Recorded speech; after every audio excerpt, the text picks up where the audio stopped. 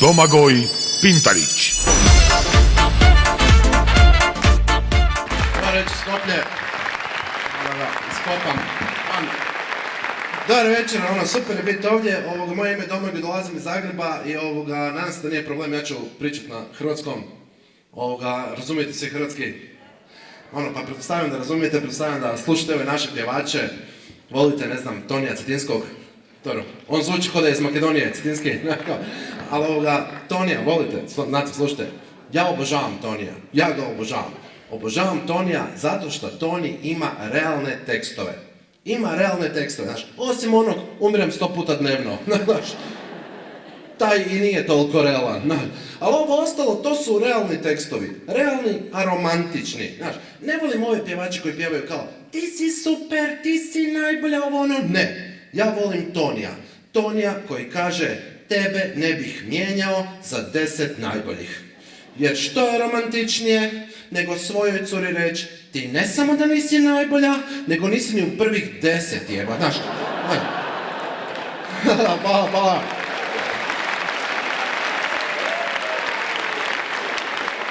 To kod svake prođe.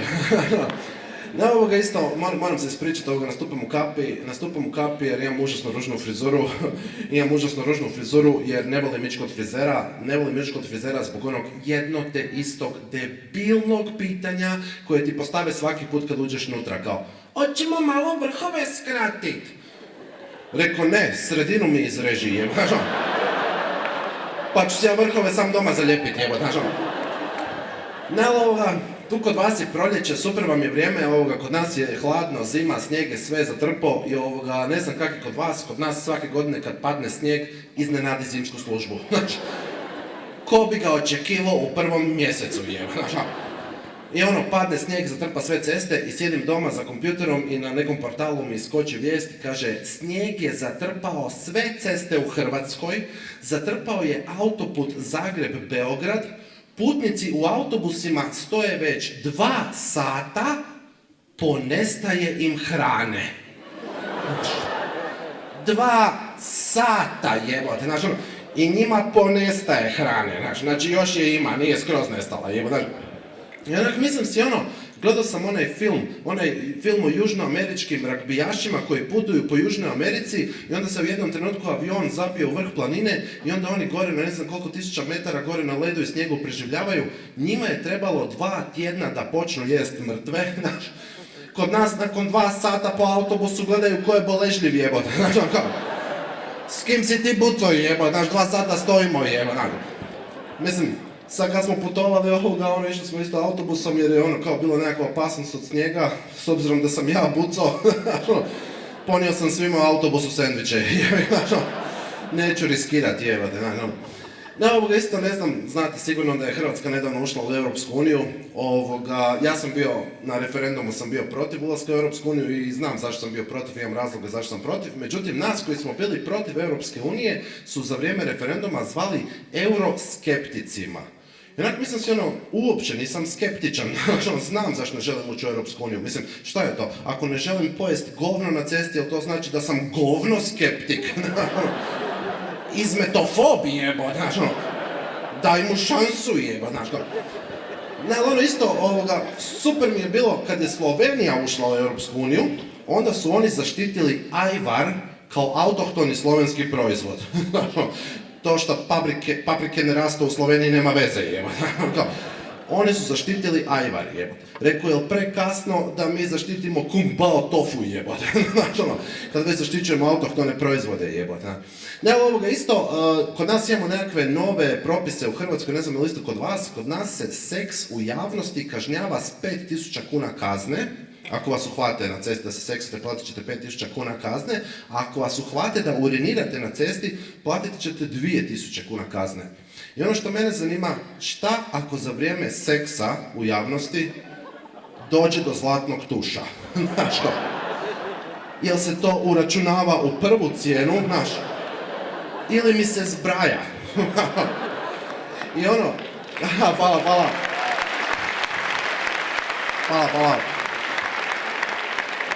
I kao, imamo nekakav propis da ako me susjed vidi kroz prozor da se ja seksam, jer nisam navukao zastore, platit ću 5.000 kuna. To što on mene gleda kroz prozor dok se ja seksam, to je normalno jebano. On ne mora ništa platiti jebano. Ne, ono isto super mi je kao, platit ću 5.000 kuna za seks u javnosti, ako me uhvate, znaš. Nije dovoljno što već i seks plaćam, nego još i kaznu da vam platim, jebo, znaš, da.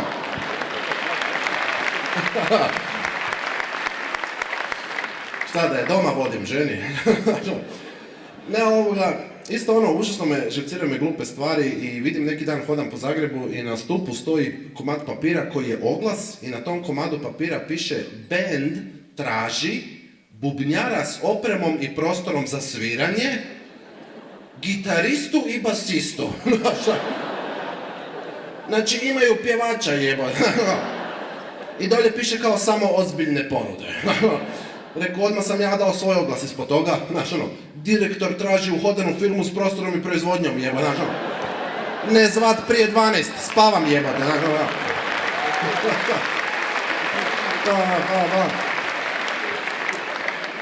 Ne, ali isto ono što mi užasno ide na živce su ono nepotrebni glupi savjeti. Čitam na internetu kao savjete kako doći na razgovor za posao i kaže kao na razgovor za posao ne smijete doći pijani i ne smijete dovest mamu. Ko u tom trenutku ispred kompjutera ide mama dosta s tom rakijom, ono kaže da nije dobro.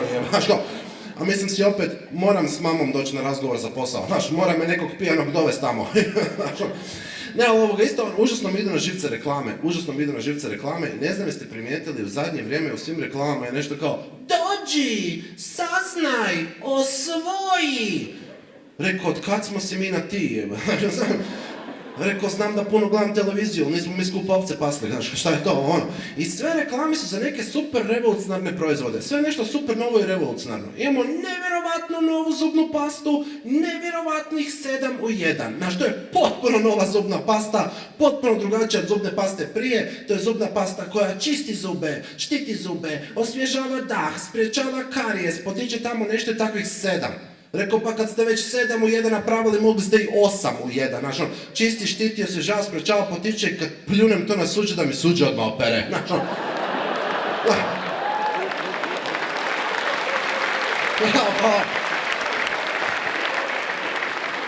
Znaš, to bi možda još i kupio.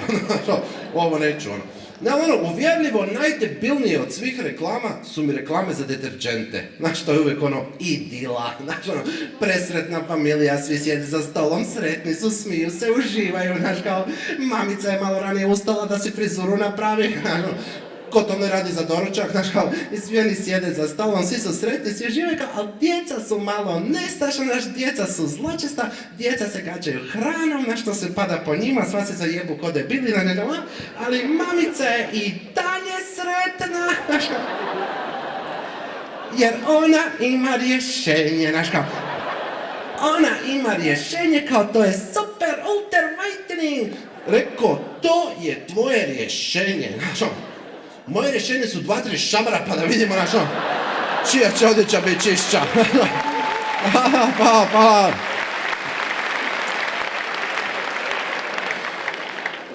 Volim kad ljudi plješu na zlostavljanje djece. Trebao sam to ranije probati, ne ono Europska unija i te gluposti da...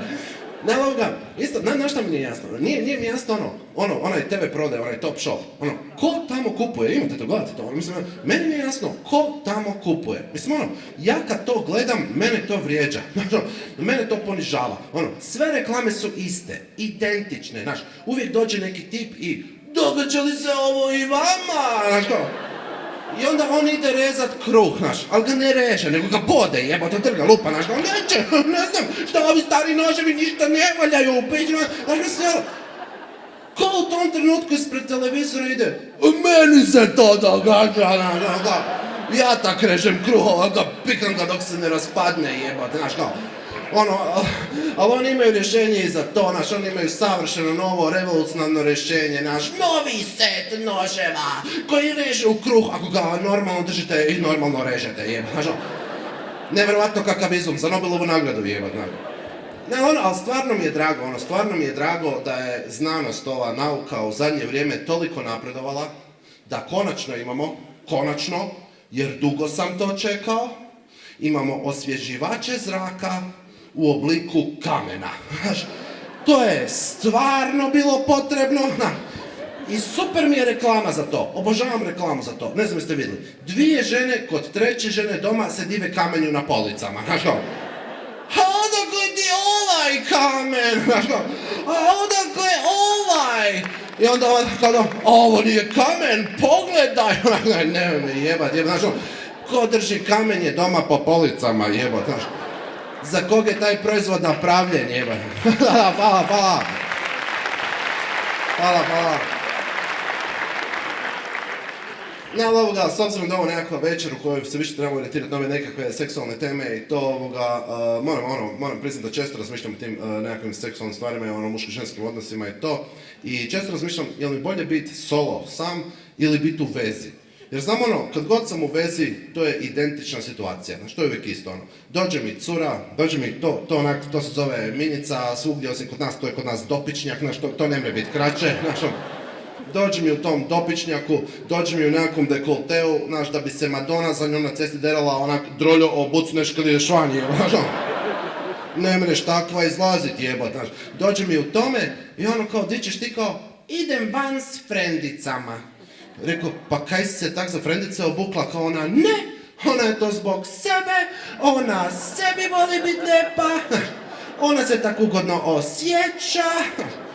Rekao, glavno da si meni doma u trenirci termočarapama i nekim gadnim natikačama, jeba, meni ne moraš biti lijepa.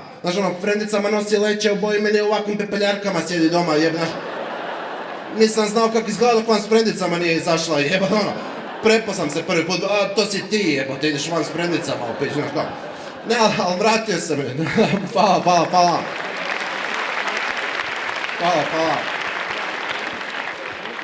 Ne, ali vratio sam je, svaki put pitalo me kam idem, rekao bi idem van s frendovima, a isto, širo sam se prije, nek se ona malo grize, Ne, ali ovoga, isto ne znam, popularan hokej, popularan, pratite hokej? Pratite, kod nas je postao popularan strašno prije 2 godine, 3, i od tada svi su poludili s hokejom, cijeli grad. I hodaš po cesti, svi nose nekakve majice, klub se zove Medveščak, svi nose nešto zig-zag, Medveščak, ne možeš dobiti kartu za tu utakmicu, sve. I ja rekao, dobro, da vidim šta propuštam, i na televiziji išla nekakva utakmica, 2 minute sam uspio pogledati, to je sve što sam uspio vidjeti. Kao prvo, ne vidiš onaj pak, vidiš samo tipove kako se vrte po ledu, nije nešto prezanimljivo za gledat, i sve što sam u te 2 minute vidio je da se 10 puta jedan igrač nabio na drugoga na ogradu i da je 2 put skoro izbila tučnjava. I rekao, dobro, zašto su oni tako agresivni, zašto se stalno tuku? I veli mi prijatelj kao, šta zašto se stalno tuku? Pa to je muška igra, muški sport, muški na klizaljkama, nije ni čudo da su isfrustrirani.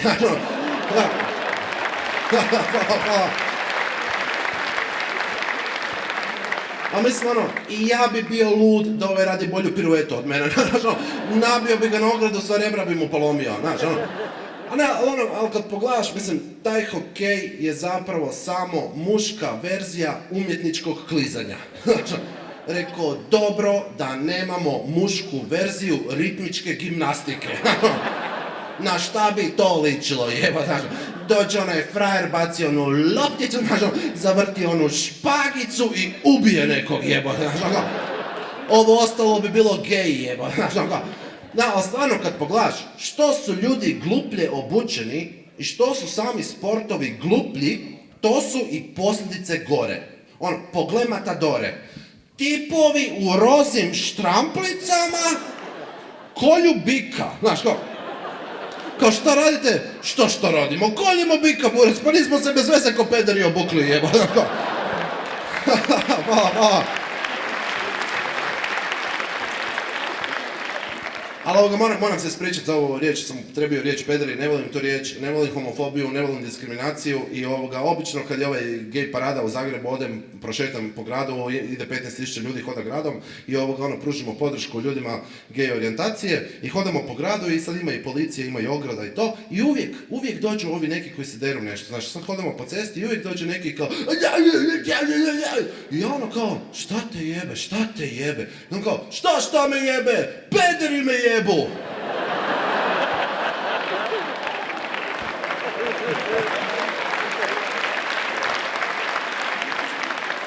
Rekao, frende, s krive strane ograde si jebo.